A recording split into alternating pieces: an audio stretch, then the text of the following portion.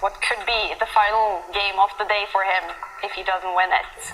He will have the black pieces. Jan-Krzysztof Duda confident it's a game to secure the match victory against the world #1. Here we go. Yeah, no surprises. Duda won game 1 using his queen's pawn. He's going to try and do the same again in this one. And how will Magnus react? He's definitely not going to repeat the same opening, right? Stonewall Dutch. That's what I'd like to see. Oh no, he's got that. I was going to say King's Indian or a hippo. I'm really excited to see this move, personally. I love the King's Indian defence. You always get very exciting positions if you need to win. Perfect opening. Unbalance it, play like Fischer, play like Kasparov. And you can also do the Grunfeld here, but he's gone for the King's Indian defence. I like this choice. I think the Grunfeld, decent opening, but very forcing. It would have allowed Duda maybe some chances. He mentioned in the interview to go for that draw. This one keeps a lot of pieces on the board.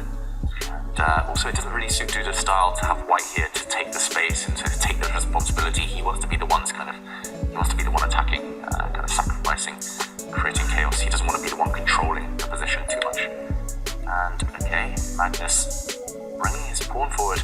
Duda was actually ready with a pre-move. That was really interesting. He was about to bring his dark squared bishop out, assuming that black had castled. Now white does have the opportunity, if he wants, to trade off in the center a set of pawns and then trade off the queens as well. What would you do? Go into the endgame, take the risk out? It's a really tough one. I mean, normally I'd probably take that pawn, especially if I need a draw. I know we say you should play for a win if you need a draw, but it's very tempting to take the queens off here, right? And misplace black's king. It seems very natural. I mean, I haven't seen e5 in this position personally before. You normally do it after castling, so I don't know. What would you do here? Take the pawn, go into endgame. David? Yeah, sorry. I mean, just wondering. Sorry. Yeah, I mean, even if I needed a win, I think I would play this move. Oh, and he has. He's taken. Yeah, I mean, it looks very natural, doesn't it, to go for this ending. And there we go, the queens are indeed off the board. It's only move 8, but we are in kind of a middle game / end game now. And black's king is the first thing that we look at. Just like the last game that Magnus lost, his king was uncastled. Now the black king is never going to really find safety, or at least it will struggle to over the next few moves. And even if the black king does find a safe square, white has a very natural plan of development. Okay, he tries to create a hiding place for the black king where that pawn previously stood, but white is just going to castle queenside. White's knight on the king side is going to leap out from his starting square as soon as white develops all those sleeping pieces on the right. Very solid position. It's going to be very hard for Magnus to break this one down and win. Yeah, definitely. Strange opening choice again from the world champion. We like the King's Indian, but this is not really the King's Indian. This is kind of a accelerated version. Just, it's hard to explain again. There will be stuff to aim for later. Yeah, and we also have to remember that there is a big pressure on Duda. You know, he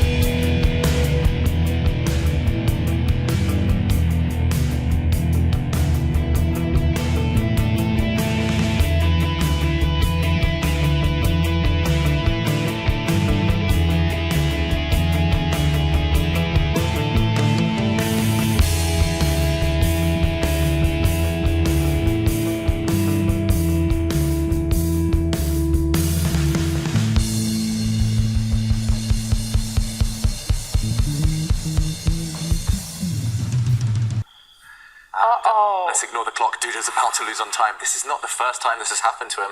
There were tech issues on day one, and he recovered to win. Then it was the power, now it is the internet. And if it's one thing we need in online chess, it's internet.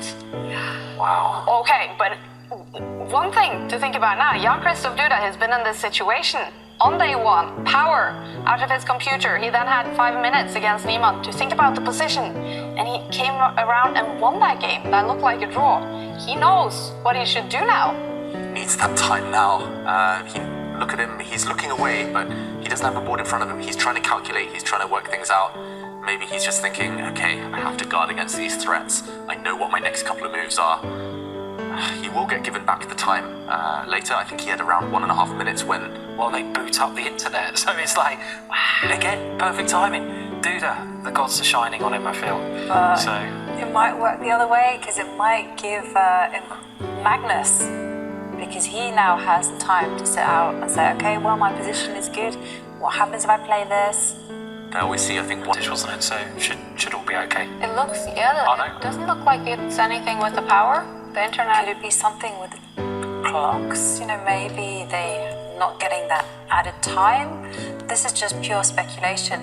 The players are making their moves, and now Magnus is threatening a deadly checkmate with a rook on h1. Yeah. White's king has to move away. The opposition between the kings meant that the white king was trapped. The white king sidesteps. I mean, Magnus can't be shaking his head about the board, right? No. The board, he's completely winning now. I mean, the black king. Maybe he's not used to winning anymore, you know? He's getting such bad positions. Oh. It's like... Talking of winning, Magnus has done it. Yeah, okay. Jan-Krzysztof Duda resigns. A win in a must-win situation for Magnus Carlsen. We will see a game 4 in this match, and that too will be a must-win for Magnus to take it to tiebreaks, but he must be